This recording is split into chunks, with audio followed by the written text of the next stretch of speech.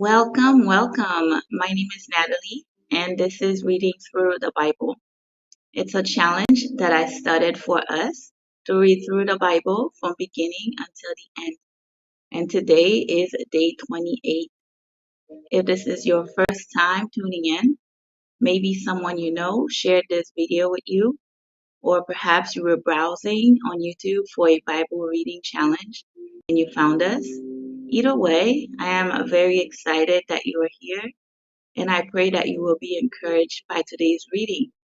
If you are a returning follower, I would like to thank you for your support, and I am also glad that you are back. At this time, I'm inviting you to go ahead and share this video. Share it with someone that you know who will benefit from the content of it, and also take part of this challenge with us. And as a reminder, don't forget to subscribe or follow if you haven't done so already. This way, you can receive all notifications from when I'm live or when I upload a new video. Let me tell you that while we read through the Bible, I do not explain any of the verses or chapters that we're reading. The reason that I choose to do so is because I want us to be fully focused on what we are reading. But if you have a question or if you need clarification from any of the passages, go ahead and write it down in the comment section. This way, either one of our followers or myself will be able to answer you at a later time. Okay, so again, we are on day 28, and yesterday we stopped at Nehemiah chapter 9. We are reading the book of Nehemiah.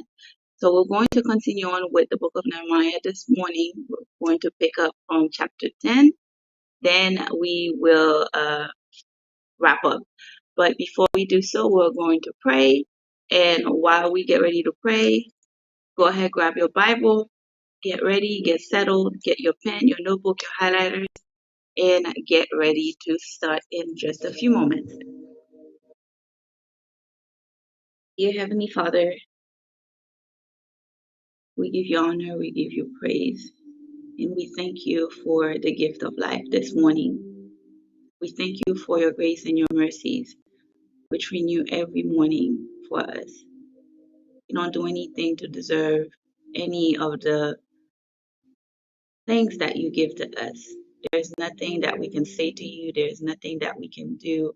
There's no one that we can be that will justify us in your eyes. But it's only because of the way you love us. That's why you give us grace and you give us your mercies every day to be here and to continue to breathe, to be alive, to be healthy. And we are very grateful and thankful for that. Father, this morning, we are asking for your presence to take over this reading, to take over this moment, to take over the day, to take over our lives. Let whatever that we're about to read today get into our heart, like your word says. Let us not be conformed by the doing of this world, but let us be transformed by the hearing of your word. Let us not just be hearers of your word, but help us to also be doers of the word, Lord, so that we can do things that will please you and also benefit your kingdom, that you get all the glory at the end. That your Holy Spirit assist us this morning so that we can understand the word that we're about to read, and we can apply it into our lives. We pray you in the name of your Son, Jesus. Amen and amen. All right, here we go. Nehemiah chapter 10. That's where we're picking up. Chapter 10.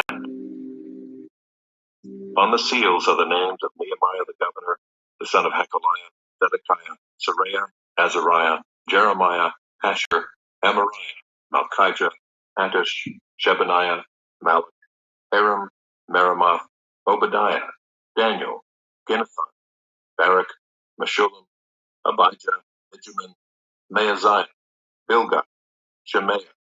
These are the priests. And the Levites, Jeshua the son of Azaniah, Benuai and the sons of Henadad, Kadmiel, and their brothers Shebaniah, Hodiah, Kelita, Pelaiah, Hanan, Micah, Rehab, Hashabiah, Zachar, Sherebiah, Shebaniah, Hodiah, Bani, Beninu, the chiefs of the people, Parash, Pahath-Moab, Elam, Zatu, Bani, Bunai, Asgad, Bebai, Adonijah, Bigvai, Aden, Ater, Hezekiah, Azar, Hodiah, Hashem, Bezai, Hariph, Anathoth, Nebai, Magpiash, Meshullam, Ezer, Meshezabel, Zadok, Jaddua, Pelatiah, Hanan, Anaiah, Hoshea, Hananiah, Hashab, Elohesh, Hilla, Shobek, Ream, Hashabnah, Maaseiah, Ahiah, Hanan, Anan, Malach, Haram, Baanah. The rest of the people, the priests, the Levites, the gatekeepers, the singers, the temple servants, and all who have separated themselves from the peoples of the lands to the law of God, their wives, their sons, their daughters, all who have knowledge and understanding, join with their brothers, their nobles, and enter into a curse and an oath to walk in God's law that was given by Moses, the servant of God, and to observe and do all the commandments of the Lord our Lord, and his rules and his statutes. We will not give our daughters to the peoples of the land, or take their daughters for our sons. And if the peoples of the land bring in goods or any grain on the Sabbath day to sell, we will not buy from them on the Sabbath or on a holy day. And we will forego the crops of the 7th year, and the exaction of every debt.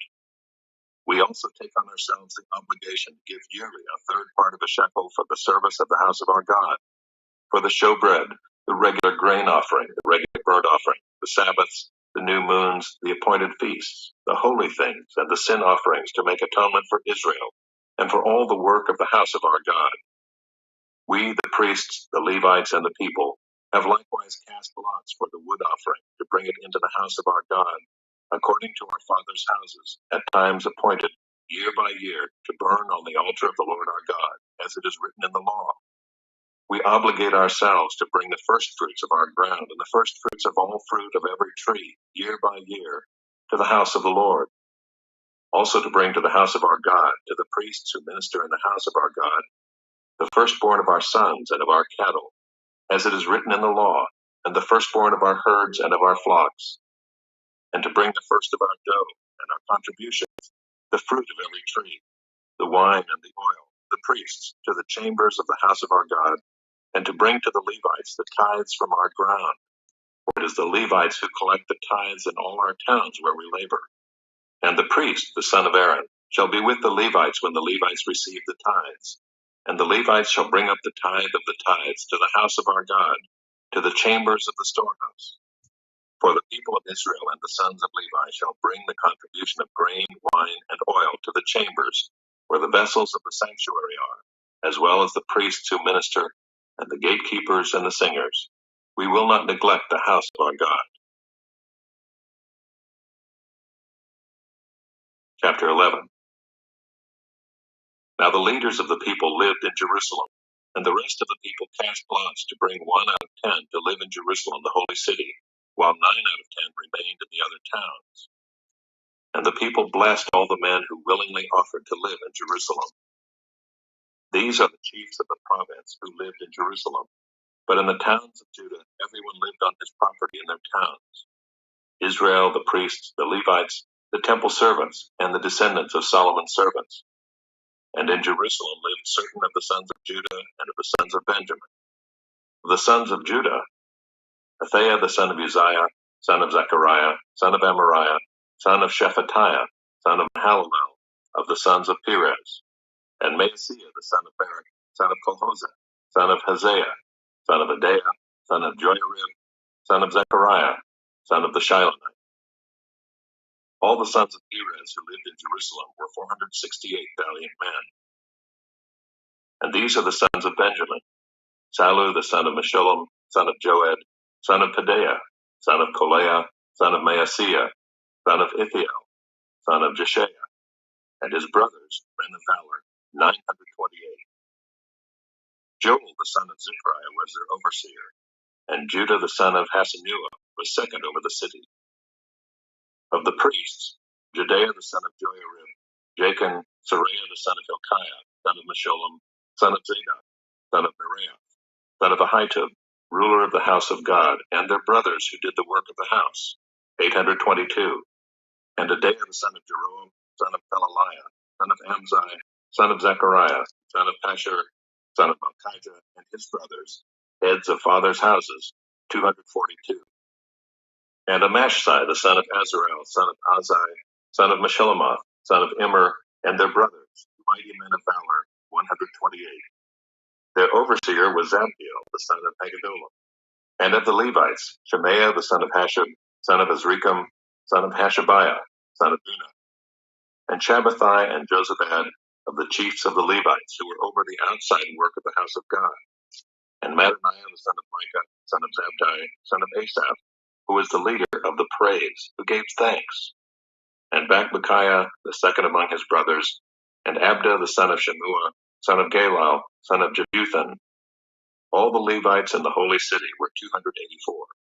The gatekeepers, Akub, Talmon, and their brothers, who kept watch at the gates, were 172.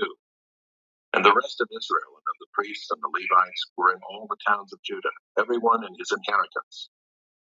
But the temple servants lived on Ophel, and Zihah and Gishpa were over the temple servants.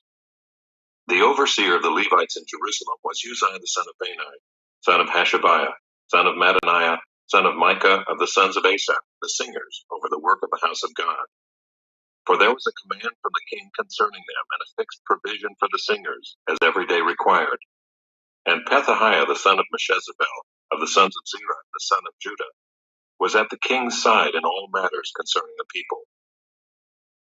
And as for the villages with their fields, some of the people of Judah lived in Kiriath Arba and its villages, and in Dibon and its villages, and in Jekabzeel and its villages, and in Jeshua, and in Moladah, and Beth Pelet, and Hazar Shual, in Beersheba and its villages, in Ziklag, in Mekona and its villages, in Enrimmon, in Zorah, in Jarmuth, Zanoah, Adullam and their villages, Lachish and its field, and Azekah and its villages.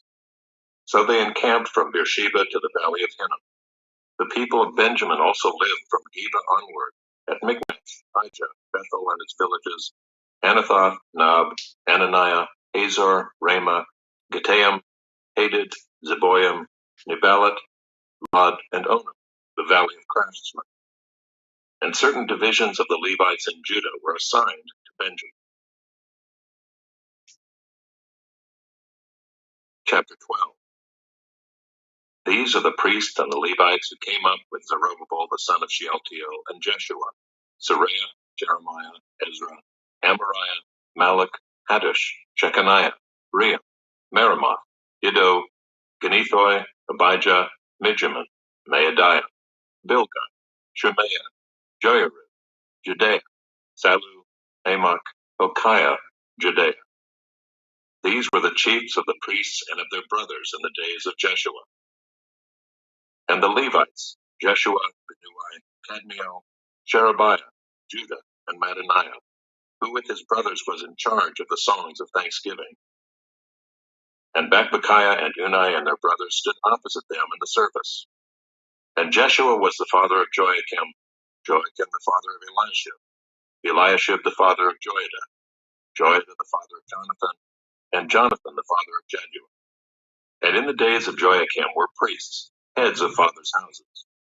Of Seraiah, Meraioth, of Jeremiah, Hananiah, of Ezra, Meshullam, of Amariah, Jehohanan, of Malachi, Jonathan, of Shebaniah, Joseph, of Haram, Adnah, of Meraioth, Helkai, of Iddo, Zechariah, of Ginnathon, Meshullam, of Abijah, Zichri, of Miniamin, of Moadiah, Hiltai, of Bilgah, Shemua, of Shemaiah, Jehonathan, of Joiarib, Mattaniah, of Jedaiah, Uzai, of Salai, Kalai, of Amok, Eber, of Hilkiah, Hashabiah, of Jedaiah, Nathanael.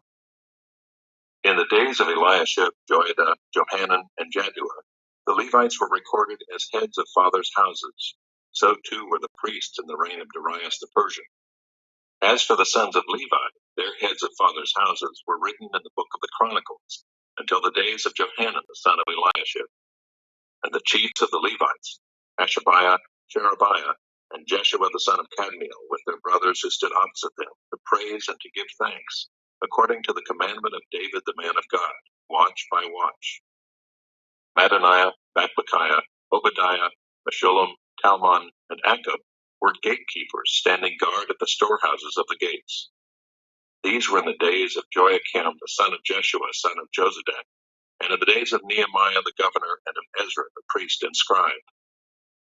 And at the dedication of the wall of Jerusalem, they sought the Levites in all their places, to bring them to Jerusalem to celebrate the dedication with gladness, with thanksgivings, and with singing, with cymbals, harps, and lyres. And the sons of the singers gathered together from the districts surrounding Jerusalem, and from the villages of the Netophathites, also from Beth Gilgal, and from the region of Geba and Asmaveth, for the singers had built for themselves villages around Jerusalem. And the priests and the Levites purified themselves, and they purified the people and the gates and the wall. Then I brought the leaders of Judah up onto the wall, and appointed 2 great choirs that gave thanks. One went to the south on the wall to the dung gate, and after them went Hoshea and half of the leaders of Judah, and Azariah, Ezra, Meshullam, Judah, Benjamin, Shemaiah, and Jeremiah, and certain of the priests' sons with trumpets, Zechariah the son of Jonathan, son of Shemaiah, son of Mattaniah, son of Micaiah, son of Zachar, son of Asaph, and his relatives, Shemaiah, Azarel, Milalai, Gilalai, Maai, Nathanael, Judah, and Hanani, with the musical instruments of David the man of God. And Ezra the scribe went before them. At the fountain gate they went up straight before them by the stairs of the city of David, at the ascent of the wall, above the house of David, to the water gate on the east. The other choir of those who gave thanks went to the north, and I followed them with half of the people on the wall, above the tower of the ovens to the broad wall, and above the gate of Ephraim, and by the gate of Jeshanah, and by the fish gate, and the tower of Hananel, and the tower of the 100 to the sheep gate. And they came to a halt at the gate of the guard. So both choirs of those who gave thanks stood in the house of God, and I and half of the officials with me, and the priests, Eliakim, Maaseiah, Miniamin, Micaiah, Elioenai, Zechariah, and Hananiah with trumpets, and Maaseiah, Shemaiah, Eleazar, Uzai, Jehohanan, Malchijah, Elam, and Ezer. And the singers sang with Jezrahiah as their leader. And they offered great sacrifices that day and rejoiced, for God had made them rejoice with great joy. The women and children also rejoiced, and the joy of Jerusalem was heard far away. On that day, men were appointed over the storerooms, the contributions, the firstfruits, and the tithes, to gather into them the portions required by the law for the priests and for the Levites according to the fields of the towns. For Judah rejoiced over the priests and the Levites who ministered.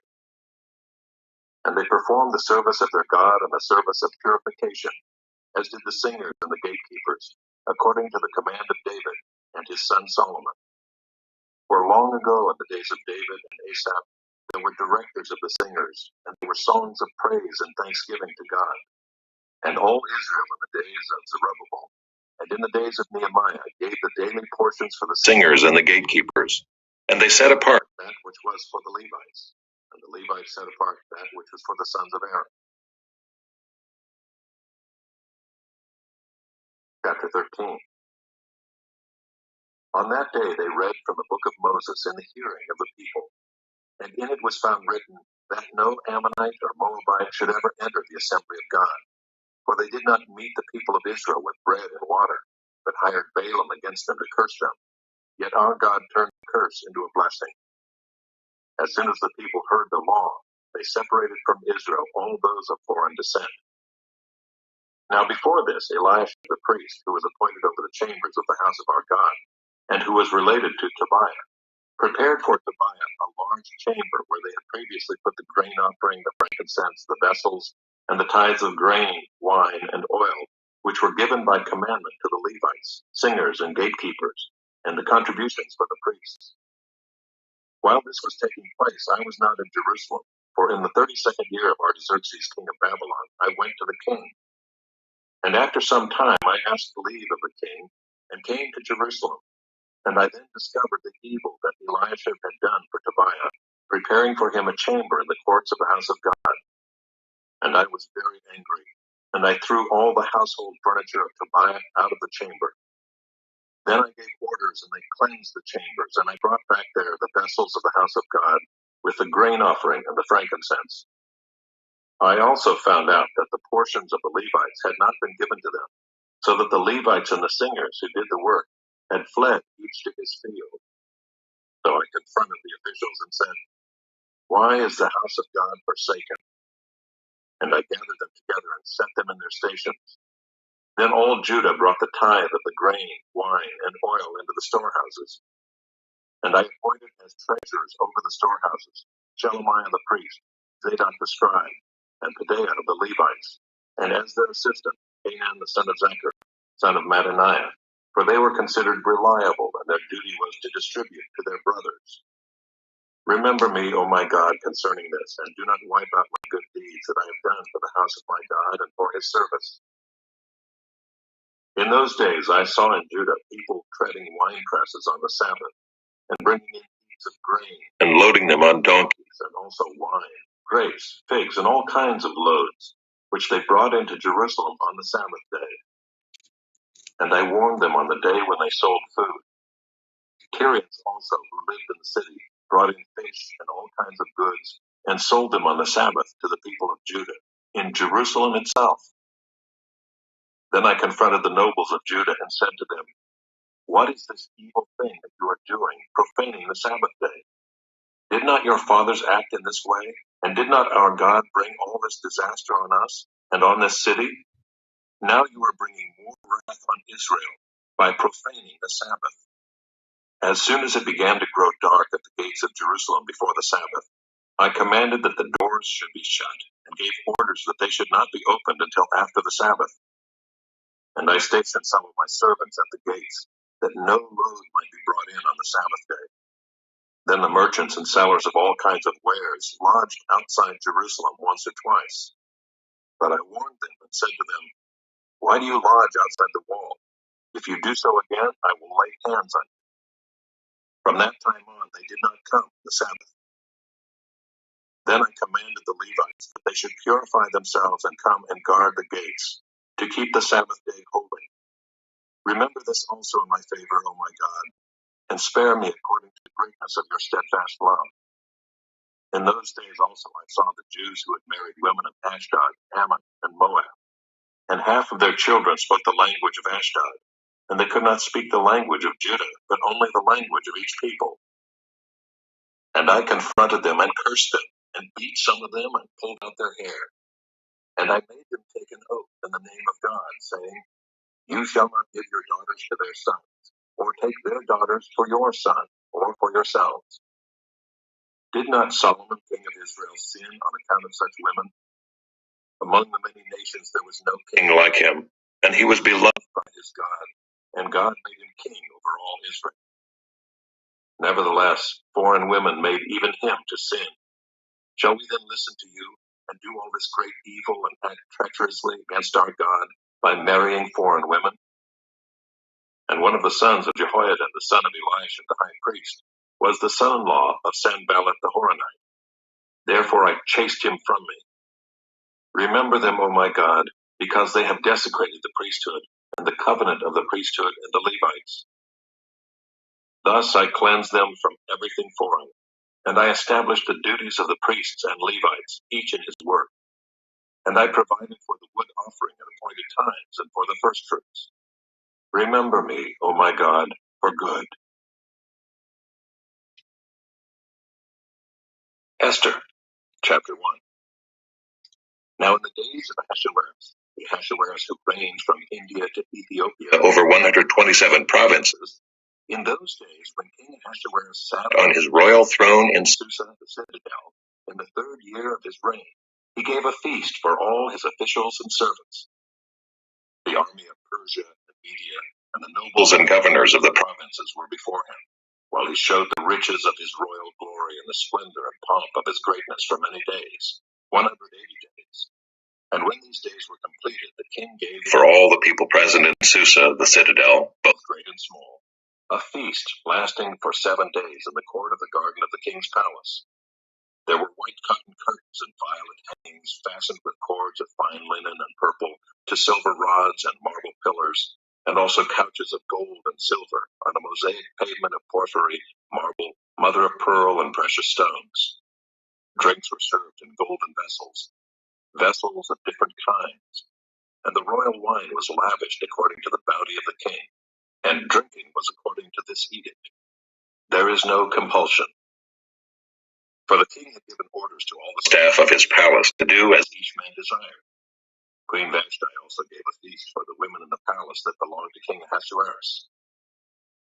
On the 7th day, when the heart of the king was merry with wine, he commanded Mehuman, Biztha, Harbona, Bigtha, and Abagtha, Zethar, and Carcass, the 7 eunuchs who served in the presence of King Ahasuerus, to bring Queen Vashti before the king with her royal crown, in order to show the peoples and the princes her beauty, for she was lovely to look at.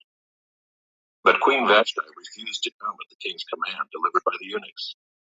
At this the king became enraged, and his anger burned within him. Then the king said to the wise man who knew the times, for this was the king's procedure toward all who were versed in law and judgment, the men next to him being Karshina, Shethar, and Metha, Tarshish, Meres, Marcina, and Memucan, the 7 princes of Persia and Media, who saw the king's face and sat first in the kingdom. According to the law, what is to be done to Queen Vashti because she has not performed the command of King Ahasuerus delivered by the eunuchs?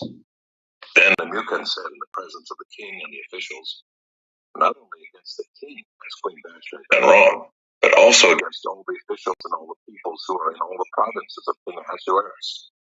For the queen's behavior will be known to all women, causing them to look at their husbands with contempt, since they will say, King Ahasuerus commanded Queen Vashti to be brought before him, and she did not come.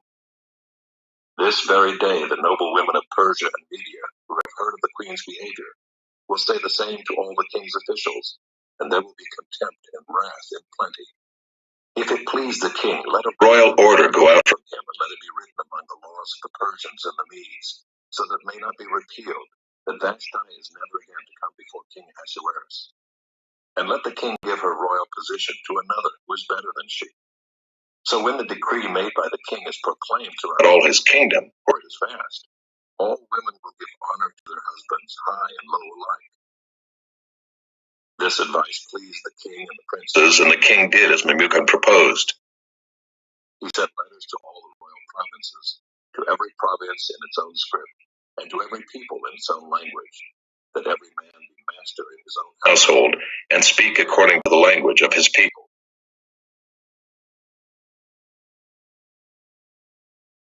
Chapter 2. After these things, when the anger of King Ahasuerus had abated, he remembered Vashti and what she had done, and what had been decreed against her.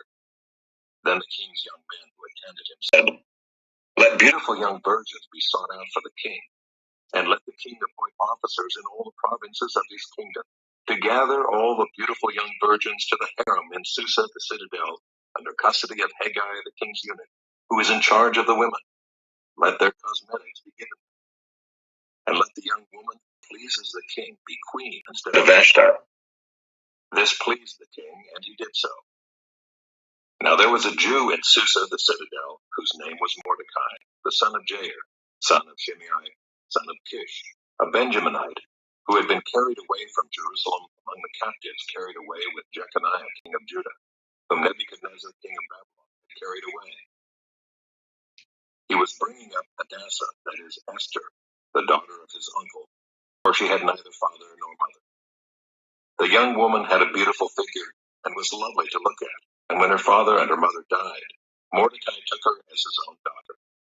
So when the king's order and his edict were proclaimed, and when many young women were gathered in Susa the citadel in custody of Haggai, Esther also was taken into the king's palace and put in custody of Haggai, who had charge of the women.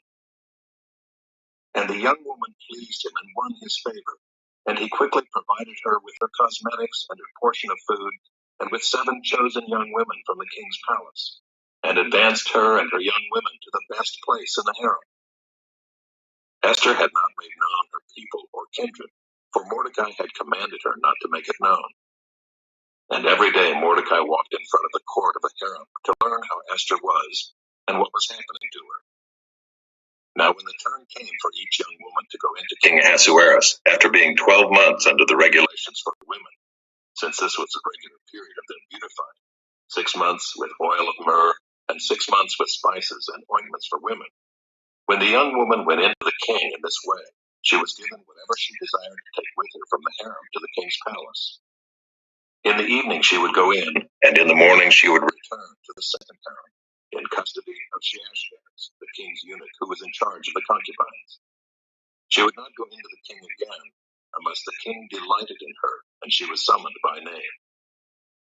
When the turn came for Esther, the daughter of Abihail, the uncle of Mordecai, who had taken her as his own daughter, to go into the king, she asked for nothing except what Hagar, the king's eunuch, who had charge of the women, advised. Now Esther was winning favor in the eyes of all who saw her. And when Esther was taken to King Ahasuerus into his royal palace, in the 10th month, which is the month Tebeth, in the 7th year of his reign, the king loved Esther more than all the women, and she won grace and favor in his sight more than all the virgins, so that he set the royal crown on her head and made her queen instead of Vashti. Then the king gave a great feast for all his officials and servants. It was Esther's feast. He also granted a remission of taxes to the provinces and gave gifts with royal generosity. Now when the virgins were gathered together the second time, Mordecai was sitting at the king's gate. Esther had not made known her kindred or her people, as Mordecai had commanded her, for Esther obeyed Mordecai just as when she was brought up by him. In those days, as Mordecai was sitting at the king's gate, Bigthan and Teresh, 2 of the king's eunuchs, who guarded the threshold, became angry and sought to lay hands on King Ahasuerus. And this came to the knowledge of Mordecai, and he told it to Queen Esther. And Esther told the king in the name of Mordecai. When the affair was investigated and found to be so, the men were both hanged on the gallows, and it was recorded in the book of the Chronicles in the presence of the king. Chapter 3. After these things, King Ahasuerus promoted Haman the Agagite, the son of Hammedatha, and advanced him and set his throne above all the officials who were with him. And all the king's servants who were at the king's gate bowed down and paid homage to Haman, for the king had so commanded concerning him. But Mordecai did not bow down or pay homage. Then the king's servants who were at the king's gate said to Mordecai, "Why do you transgress the king's command?" And when they spoke to him day after day, and he would not listen to them, they told Haman, in order to see whether Mordecai's words would stand, for he had told them that he was a Jew. And when Haman saw that Mordecai did not bow down or pay homage to him, Haman was filled with fury. But he disdained to lay hands on Mordecai alone. So as they had made known to him the people of Mordecai, Haman sought to destroy all the Jews, the people of Mordecai, throughout the whole kingdom of Ahasuerus. In the first month, which is the month of Nisan in the 12th year of King Ahasuerus, they cast pur, that is, they cast lots before Haman day after day. And they cast it month after month, till the 12th month, which is the month of Adar.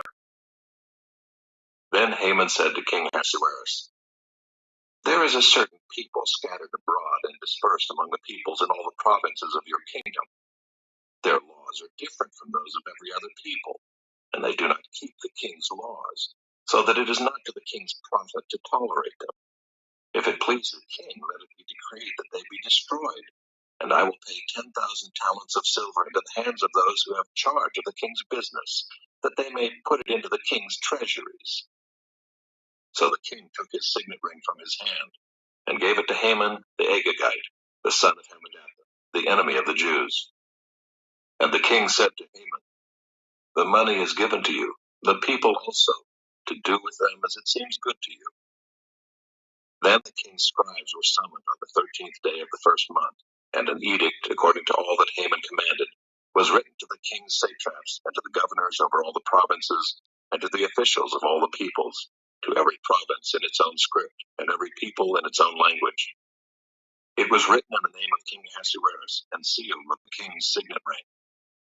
Letters were sent by couriers to all the king's provinces, with instruction to destroy, to kill, and to annihilate all Jews, young and old, women and children, in one day, the 13th day of the 12th month, which is the month of Adar, and to plunder their goods. A copy of the document was to be issued as a decree in every province by proclamation to all the peoples to be ready for that day. The couriers went out hurriedly by order of the king, and the decree was issued in Susa the citadel. And the king and Haman sat down to drink, but the city of Susa was thrown into confusion.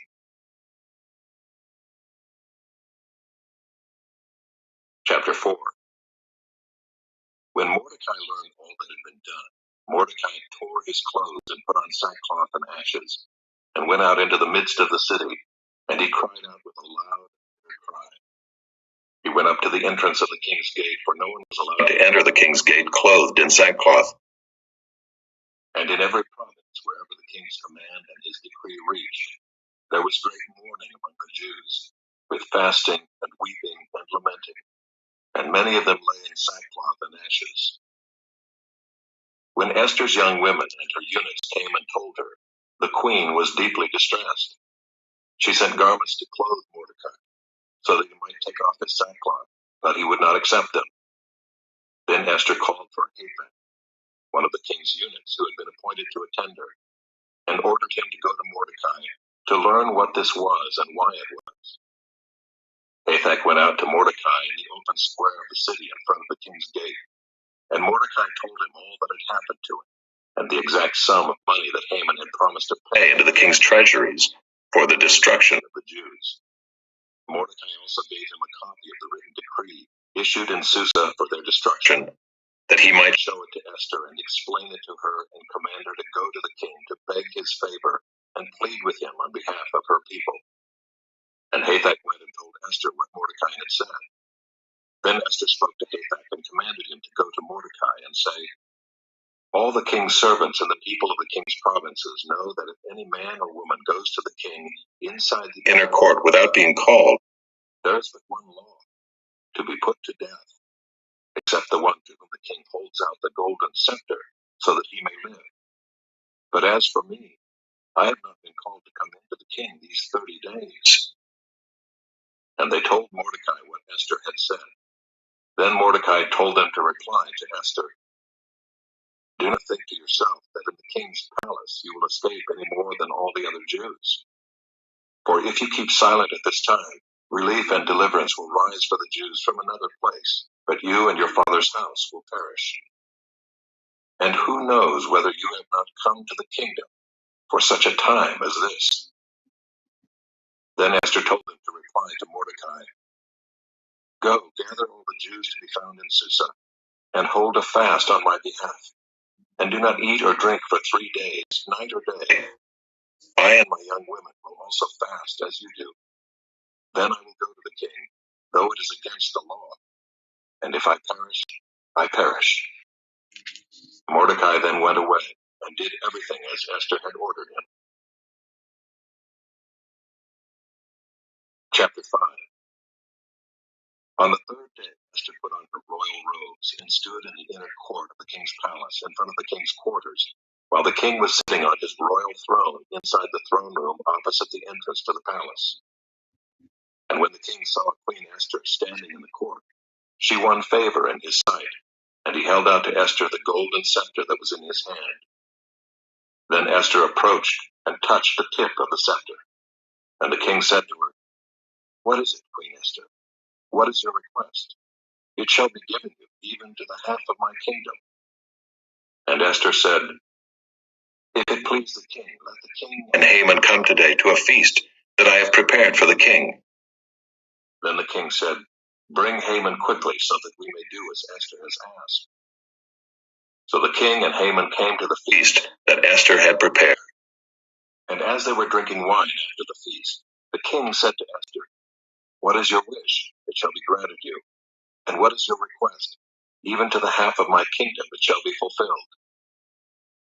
Then Esther answered, My wish and my request is, if I have found favor in the sight of the king, and if it please the king to grant my wish and fulfill my request, let the king and Haman come to the feast that I will prepare for them, and tomorrow I will do as the king has said.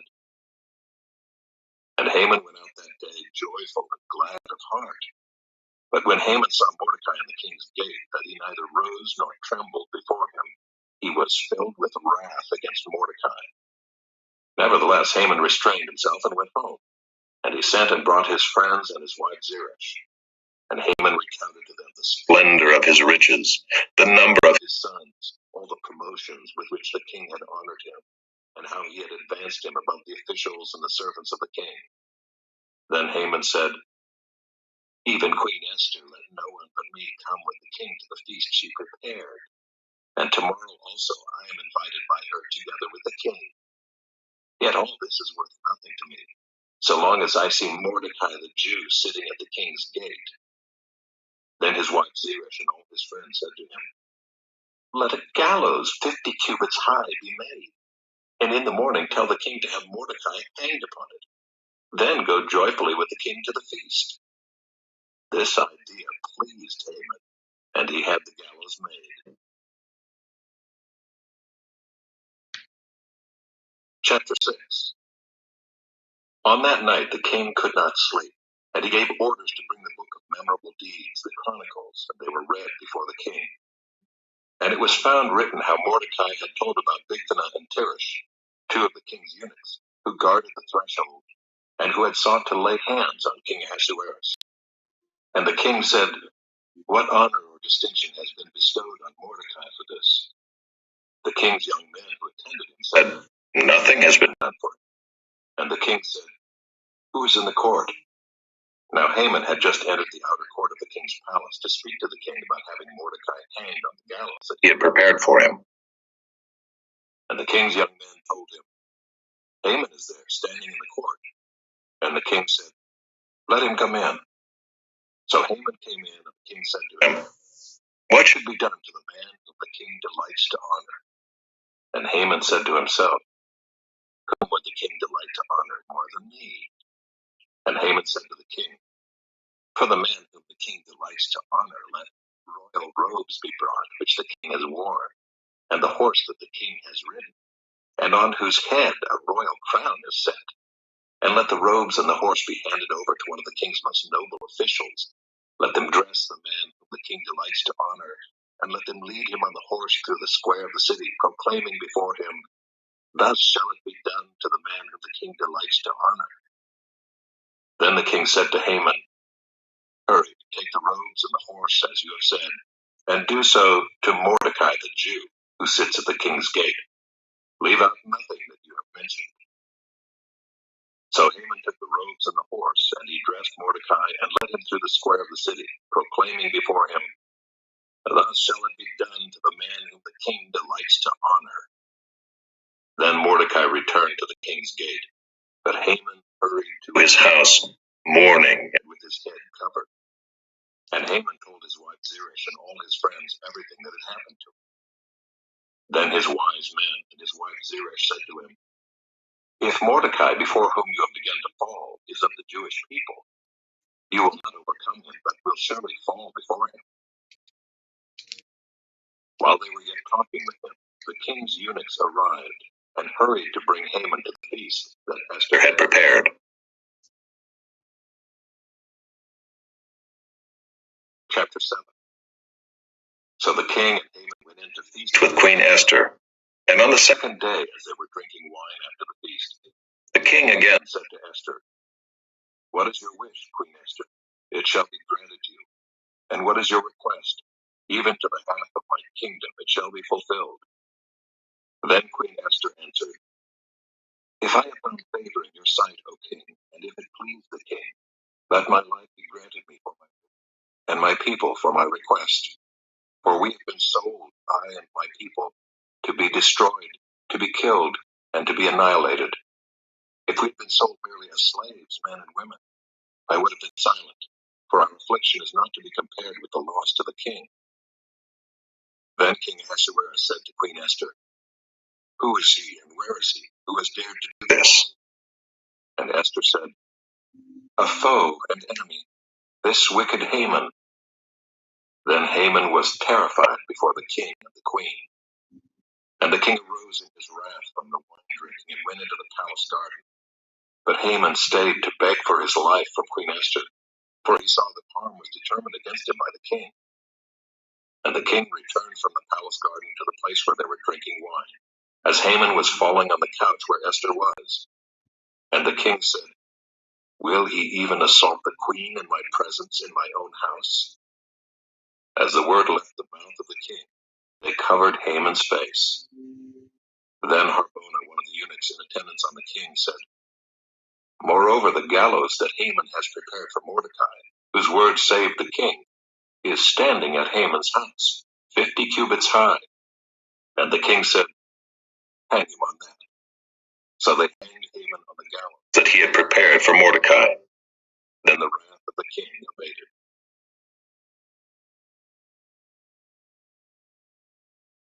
Chapter 8.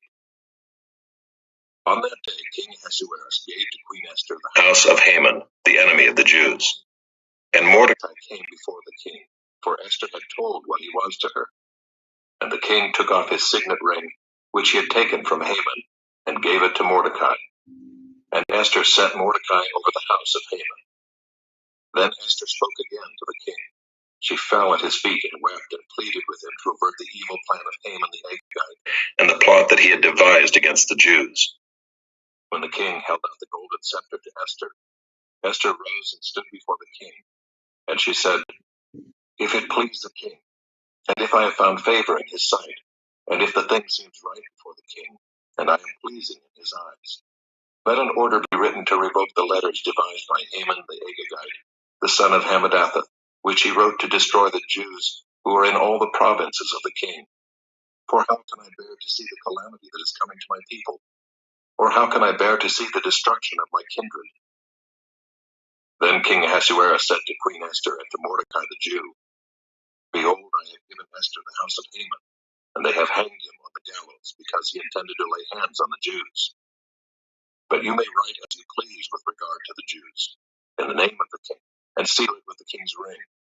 For an edict written in the name of the king and sealed with the king's ring cannot be revoked." The king's scribes were summoned at that time in the 3rd month, which is the month of Sivan, on the 23rd day. And an edict was written according to all that Mordecai commanded concerning the Jews, to the satraps and the governors and the officials of the provinces from India to Ethiopia, 127 provinces, to each province in its own script, and to each people in its own language, and also to the Jews in their script and their language. And he wrote in the name of King Ahasuerus, and sealed it with the king's signet ring.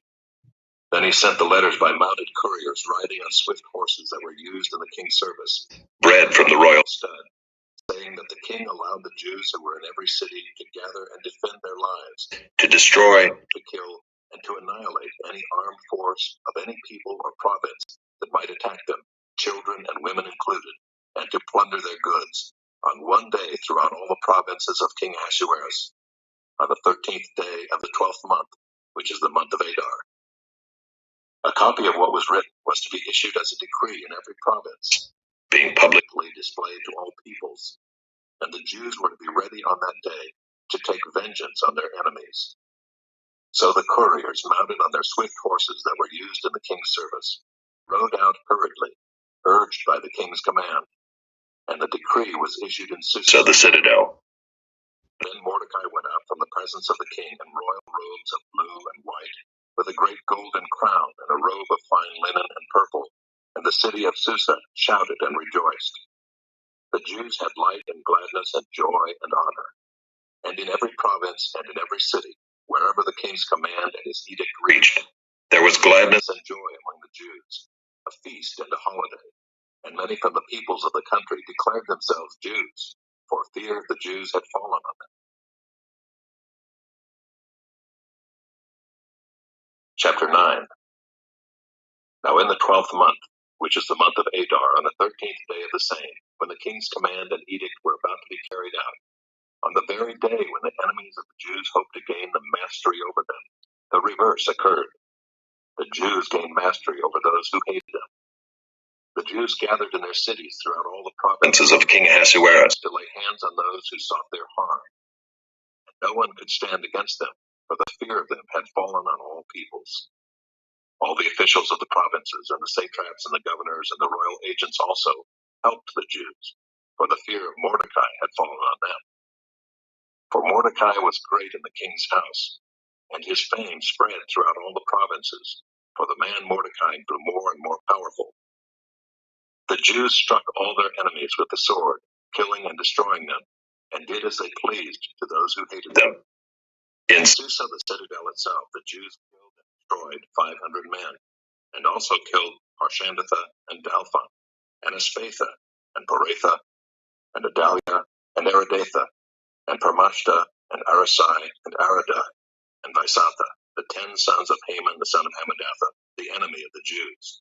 But they laid no hand on the plunder. That very day the number of those killed in Susa the citadel was reported to the king. And the king said to Queen Esther, in Susa the citadel the Jews have killed and destroyed 500 men, and also the 10 sons of Haman. What then have they done in the rest of the king's provinces? Now what is your wish? It shall be granted you. And what further is your request? It shall be fulfilled. And Esther said, if it please the king, let the Jews who are in Susa be allowed tomorrow also to do according to this day's edict, and let the 10 sons of Haman be hanged on the gallows. So the king commanded this to be done. A decree was issued in Susa, and the 10 sons of Haman were hanged. The Jews who were in Susa gathered also on the 14th day of the month of Adar, and they killed 300 men in Susa, but they laid no hands on the plunder. Now the rest of the Jews who were in the king's provinces also gathered to defend their lives and got relief from their enemies, and killed 75,000 of those who hated them, but they laid no hands on the plunder. This was on the 13th day of the month of Adar, and on the 14th day they rested, and made that a day of feasting and gladness. But the Jews who were in Susa gathered on the 13th day and on the 14th, and rested on the 15th day, making that a day of feasting and gladness. Therefore the Jews of the villages who live in the rural towns hold the 14th day of the month of Adar as a day for gladness and feasting, as a holiday, and as a day on which they send gifts of food to one another. And Mordecai recorded these things and sent letters to all the Jews who were in all the provinces of King Ahasuerus, both near and far, obliging them to keep the 14th day of the month of Adar and also the 15th day of the same, year by year, as the days on which the Jews got relief from their enemies, and as the month that had been turned for them from sorrow into gladness, and from mourning into a holiday, that they should make them days of feasting and gladness, days for sending gifts of food to one another, and gifts to the poor. So the Jews accepted what they had started to do, and what Mordecai had written to them. For Haman the Agagite, the son of Hammedatha, the enemy of all the Jews, had plotted against the Jews to destroy them, and had cast pur, that is, cast lots, to crush and to destroy them. But when it came before the king, he gave orders in writing that his evil plan that he had devised against the Jews should return on his own head, and that he and his sons should be hanged on the gallows. Therefore they called these days Purim, after the term Pur. Therefore, because of all that was written in this letter, and of what they had faced in this matter, and of what had happened to them, the Jews firmly obligated themselves and their offspring and all who joined them, that without fail they would keep these 2 days according to what was written, and at the time appointed every year, that these days should be remembered and kept throughout every generation, in every clan, province, and city, and that these days of Purim should never fall into disuse among the Jews, nor should the commemoration of these days cease among their descendants. Then Queen Esther, the daughter of Abihail, and Mordecai the Jew gave full written authority, confirming this second letter about Purim. Letters were sent to all the Jews, to the 127 provinces of the kingdom of Ahasuerus, in words of peace and truth, that these days of Purim should be observed at their appointed seasons, as Mordecai the Jew and Queen Esther obligated them, and as they had obligated themselves and their offspring with regard to their fasts and their lamenting. The command of Esther confirmed these practices of Purim, and it was recorded in writing. Chapter 10. King Ahasuerus imposed tax on the land and on the coastlands of the sea, and all the acts of his power and might, and the full account of the high honor of Mordecai to which the king advanced him. Are they not written in the book of the Chronicles of the kings of Media and Persia? For Mordecai the Jew was second in rank to King Ahasuerus, and he was great among the Jews, and popular with the multitude of his brothers.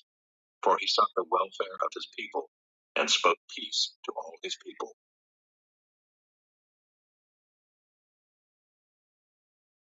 Job, chapter 1. There was a man in the land of Uz whose name was Job, and that man was blameless and upright, one who feared God and turned away from evil. There were born to him 7 sons and 3 daughters.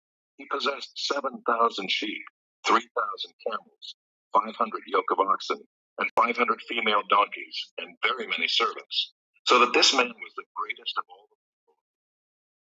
His sons used to go and hold a feast in the house of each one on his day, and they would send and invite their 3 sisters to eat and drink with them. And when the days of the feast had run their course, Job would send and consecrate them, and he would rise early in the morning and offer burnt offerings according to the number of them all. For Job said, "It may be that my children have sinned and cursed God in their hearts." Thus Job did continually. Now there was a day when the sons of God came to present themselves before the Lord, and Satan also came among them. The Lord said to Satan, "From where have you come?" Satan answered the Lord and said, "From going to and fro on the earth, and from walking up and down on it." And the Lord said to Satan, "Have you considered my servant Job, that there is none like him on the earth, a blameless and upright man, who fears God and turns away from evil?"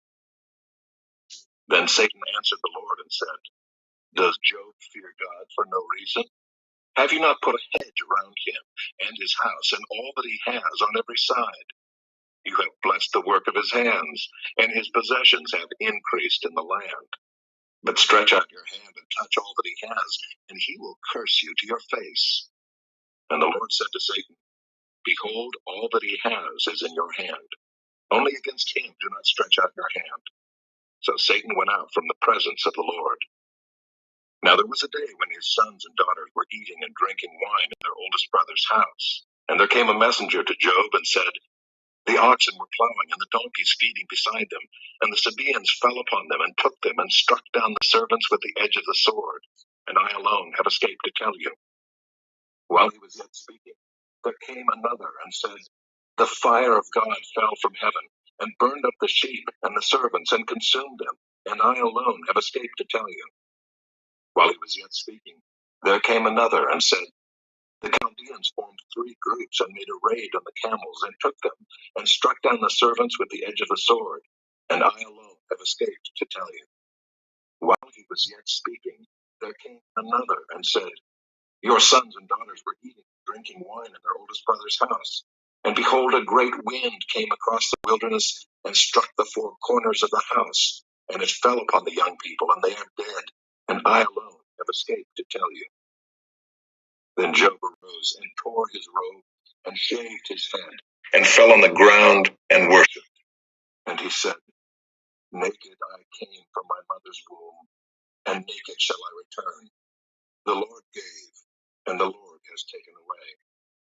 Blessed be the name of the Lord." In all this, Job did not sin or charge God with wrong.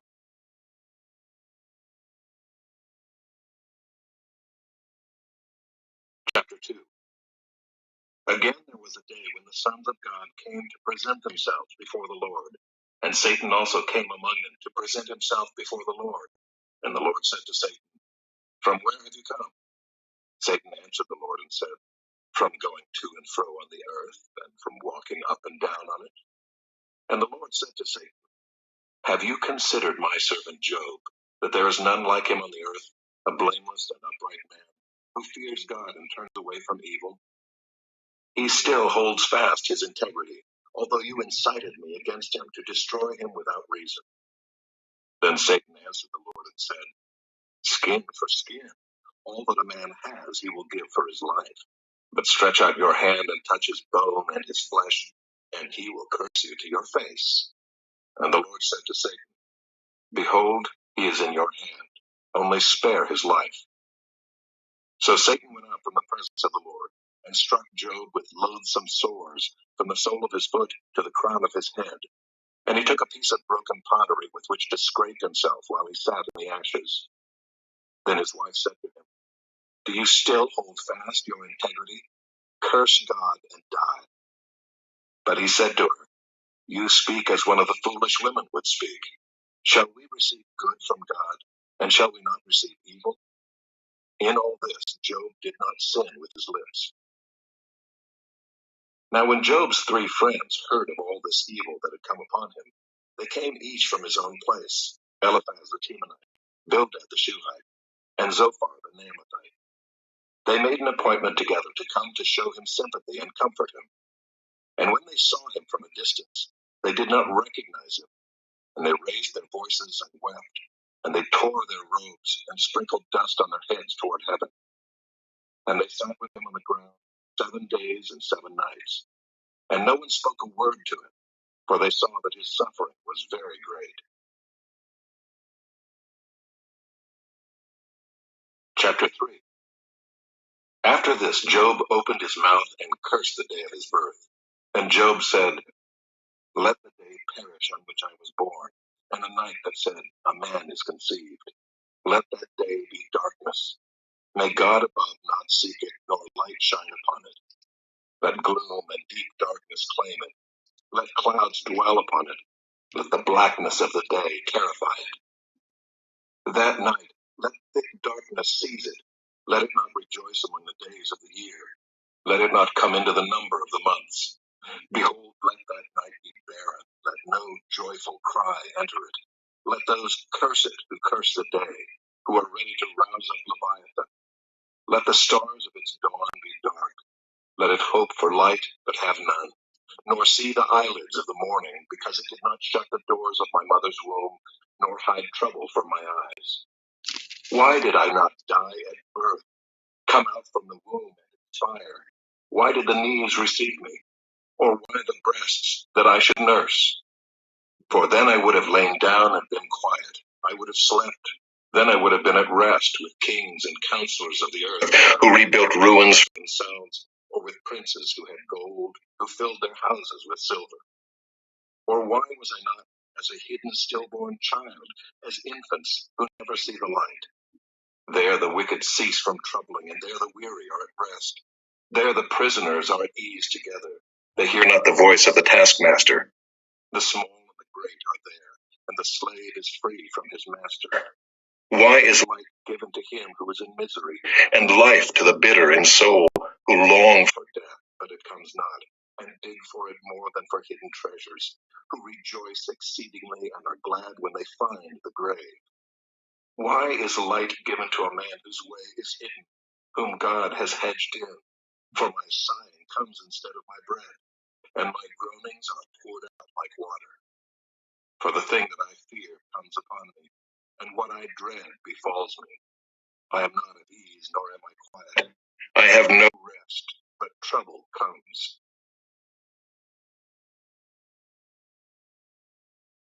Chapter 4. Then Eliphaz the Temanite answered and said, "If one ventures a word with you, will you be impatient? Yet who can keep from speaking? Behold, you have instructed many, and you have strengthened the weak hands. Your words have upheld him who is stumbling, and you have made firm the feeble knees.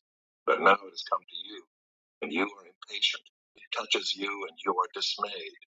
Is not your fear of God your confidence, and the integrity of your ways your hope? Remember, who that was innocent ever perished, or where were the upright cut off? As I have seen, those who plow iniquity and sow trouble reap the same. By the breath of God they perish, and by the blast of his anger they are consumed. The roar of the lion, the voice of the fierce lion, the teeth of the young lions are broken. The strong lion perishes for lack of prey, and the cubs of the lioness are scattered. Now a word was brought to me stealthily, my ear received the whisper of it. Amid thoughts from visions of the night, when deep sleep falls on men, dread came upon me and trembling, which made all my bones shake. A spirit glided past my face. The hair of my flesh stood up. It stood still, but I could not discern its appearance. A form was before my eyes. There was silence. Then I heard a voice. Can mortal man be in the right before God? Can a man be pure before his Maker? Even in his servants he puts no trust, and his angels he charges with error. How much more those who dwell in houses of clay, whose foundation is in the dust, who are crushed like the moth. Between morning and evening they are beaten to pieces. They perish forever without anyone regarding it. Is not their tent cord plucked up within them? Do they not die, and that without wisdom?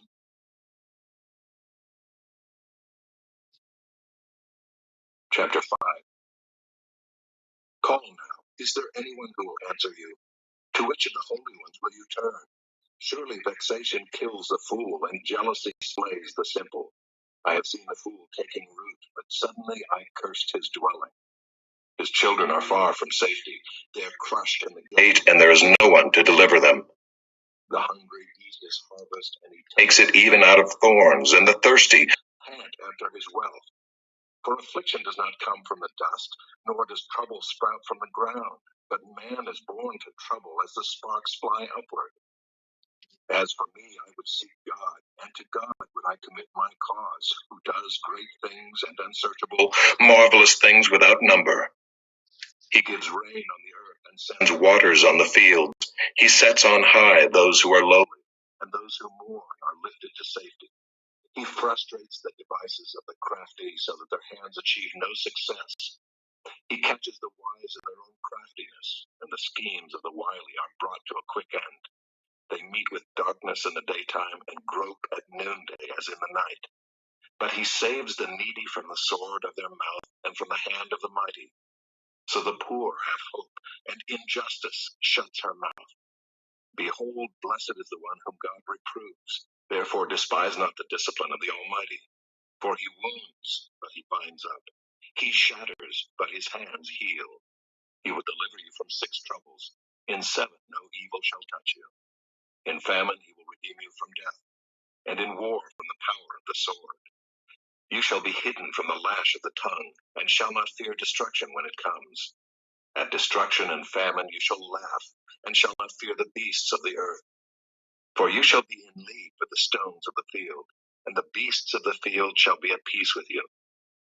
You shall know that your tent is at peace, and you shall inspect your fold and miss nothing. You shall know also that your offspring shall be many, and your descendants as the grass of the earth. You shall come to your grave in ripe old age, like a sheaf gathered up in its season. Behold, this we have searched out. It is true. Hear and know it for your good. Chapter 6. Then Job answered and said, Oh, that my vexation were weighed, and all my calamity laid in the balances. For then it would be heavier than the sand of the sea. Therefore my words have been rash. For the arrows of the Almighty are in me. My spirit drinks their poison. The terrors of God are arrayed against me. Does the wild donkey bray when he has grass, or the ox low over his fodder? Can that which is tasteless be eaten without salt? Or is there any taste in the juice of the mallow? My appetite refuses to touch them. They are as food that is loathsome to me. Oh, that I might have my request, and that God would fulfill my hope, that it would please God to crush me, that he would let loose his hand and cut me off. This would be my comfort. I would even exult in pain unsparing, for I have not denied the words of the Holy One. What is my strength that I should wait? And what is my end that I should be patient? Is my strength the strength of stones, or is my flesh bronze? Have I any help in me when resource is driven from me? He who withholds kindness from a friend forsakes the fear of the Almighty. My brothers are treacherous as torrential streams that pass away, which are dark with ice, and where the snow hides itself. When they melt, they disappear. When it is hot, they vanish from their place. The caravans turn aside from their course. They go up into the waste and perish. The caravans of Tema look. The travelers of Sheba hope. They are ashamed because they were confident. They come there and are disappointed. For you have now become nothing. You see my calamity and are afraid. Have I said, make me, or from your wealth offer a bribe for me, or deliver me from the adversary's hand, or redeem me from the hand of the ruthless? Teach me, and I will be silent. Make me understand how I have gone astray. How forceful are upright words. But what does reproof from you reprove? Do you think that you can reprove words when the speech of a despairing man is wind? You would even cast lots over the fatherless and bargain over your friend. But now be pleased to look at me, for I will not lie to your face. Please turn, let no injustice be done. Turn now, my vindication is at stake. Is there any injustice on my tongue? Cannot my palate discern the cause of calamity? That is the end of today's reading. We just stopped at Job chapter 6, and tomorrow we will pick up from Job chapter 7. Job is a very powerful book in my experience from reading this book. I always learn from it when I'm reading it. So I pray that you were encouraged by today's reading and you enjoyed it, you were edified. And I look forward to seeing you back here tomorrow. Have a blessed rest of your day. Bye.